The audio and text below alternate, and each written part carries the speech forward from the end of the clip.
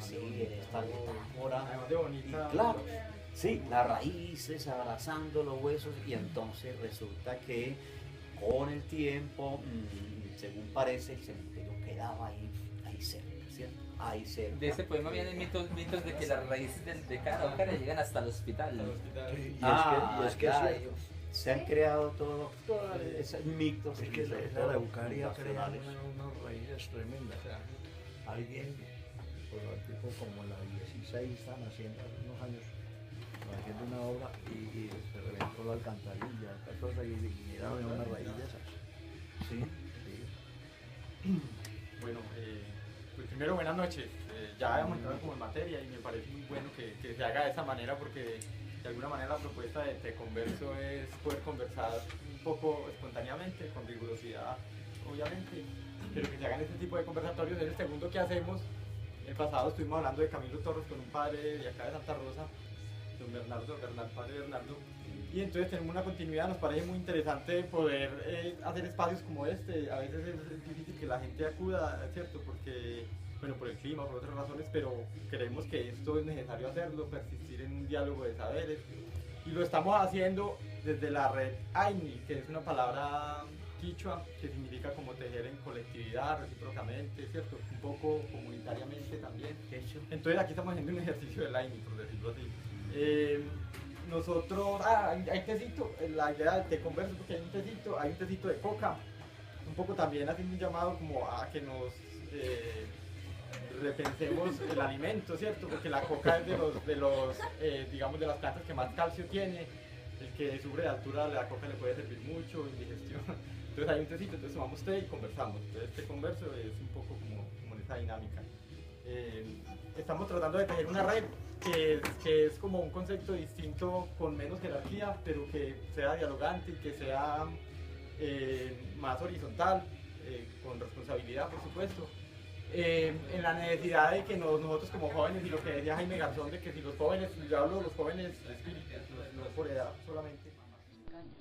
Y ese preso era un elemento que conocía esos telares, hacer telares de madera, cómo se ponían a funcionar, y alguien dice, pero el problema es que si vamos a traer el detenido hay que firmar una fianza. Y viene un personaje de apellido Echeverri, era concejal, se comprometió a firmar la fianza porque si este personaje se evadía, él debía responder con los costos para ir a volverlo a detener. Y entonces mírenme usted, se ya firmó la fianza, trajeron el detenido, y mire que esa semilla de 1905 ahí está esparcida. Entonces vean, cuando usted ve allá los ponchos allá, y todavía máquinas de madera de ese tiempo. No importa porque uno en los llanos, en muchas partes encuentra ponchos de Santa Rosa. Pero míreme pues que es un trabajo que dejó una semilla, que hubo una iniciativa y que generó algo muy interesante frente a esa realidad. Una dinámica económica bastante interesante. Y que se proyectó, que perduró. Con el tiempo. Se proyectó con el tiempo. Es lo mismo, por ejemplo, la educación. Uno ve que estos pueblos nuestros, estos colonos, lo primero que pensaban era, bueno, tenemos que tener algo que nos produzca renta para pagarle al maestro. En esa época el único que recibía sueldo era el maestro.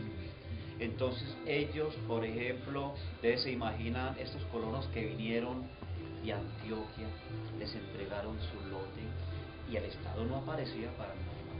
Ellos decían, bueno, ¿y cómo vamos a hacer con estos niños? Porque pensaban en la educación, ¿sí?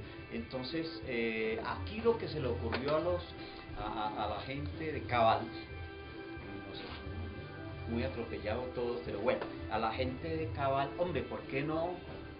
Como Santa Rosa iba hasta Pereira, iba hasta Villa María, iba hasta Palestina, entonces ¿por qué no hacemos un puente sobre el río Tom?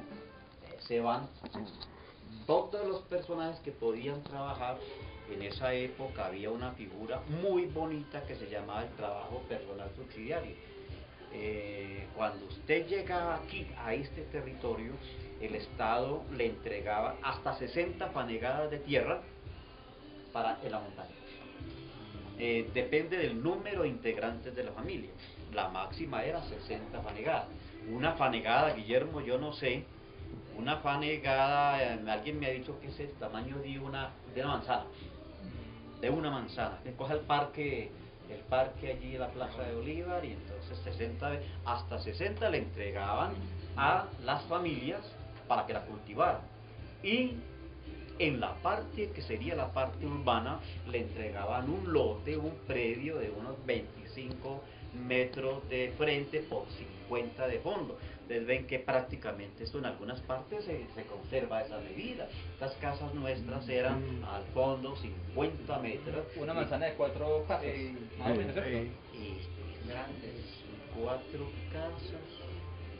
Pues no tanto 4, Ahí pero lo cogían póngale a- para unas 6. Una 6, Sí, aún sí. así. Pero nota usted, por ejemplo, que eso se sigue conservando. Esas casas aquí del interior, de las mira y esos... Claro. Las divides en la pintura, ¿no? Ah. Las divides en la pintura. Claro. Entonces, mire, entonces le entregaban ese en la parte urbana y allá en la parte rural, con condiciones. Condiciones, primero que todo, que en términos de tanto tiempo tenían que estar sembrados. Y 60 cuadras produce mucha comida. Listo, entonces, Es inclusive hasta muy No ya como entrada ahora, con esta 60 época. comiendo. Fíjese que cuando vivimos nosotros, que era diagonal allá a los bomberos, esa casa, el solar que tenía era propiamente media manzana. era media De manzana. hecho, ahí mi papá tenía esta vaca. Allá llegamos a Era que ordeñar eso es lo que tenía y la traer élite los de Santa caballos. Rosa, y las- tenía vaca, sí. y la gente de aquí del centro tenía vaca, y Ajá. inclusive la entrada por Y el la yegua. portón principal al Eso. interior, o había uno que tenía una puertita lateral. Por ejemplo, la Casa de la Cultura se conserva ese estilo. Entonces mire usted que eso generaba una serie de circunstancias. Yo recuerdo de niño que uno llevaba las cáscaras de plátano para la yegua, para la vaca. La yegua era la que, con la que salían a pasear Frente al cementerio, donde está el era cementerio, medio era la manga de los transporte. Y eso Donde la vaca llevaba la joven, vaca de la- esta joven, nosotros tocó fue la y llevaba- encerrador. La Clemente, que encerrador era era una función traje de en los esa jóvenes época llamado, de que las de traía, antaño, ¿cierto? ordeñar, Entonces, le llevaba. miren ustedes que el Estado Sí. no volvía a aparecer. Entonces aquí ya le quedaba a los colonos las alternativas y las estrategias, cómo iban a hacer con sus propias manos el patrimonio público y el patrimonio privado, que era su finca ya en la montaña.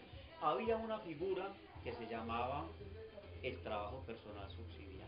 Es decir, usted como contraprestación por el terreno que le entregaba al Estado, usted debía trabajar gratuitamente determinados días en la construcción del patrimonio público. Entonces, ese trabajo personal subsidiario fue cabal. Esta naciente aldea requiere un ingreso. ¿Por qué no construimos un puente sobre el río Tuxtla? Y todos construyeron un puente. Los puentes son muy similares al que todavía tenemos allá en Santana. ¿Ustedes conocen ese puente de Santana? Por eso ese puente tiene tanto valor y tan... Solo que en su momento era con techo de paja. Ahora, posteriormente, ya lo hicieron con teja. Entonces, quien pasaba por ese puente pagaba un peaje.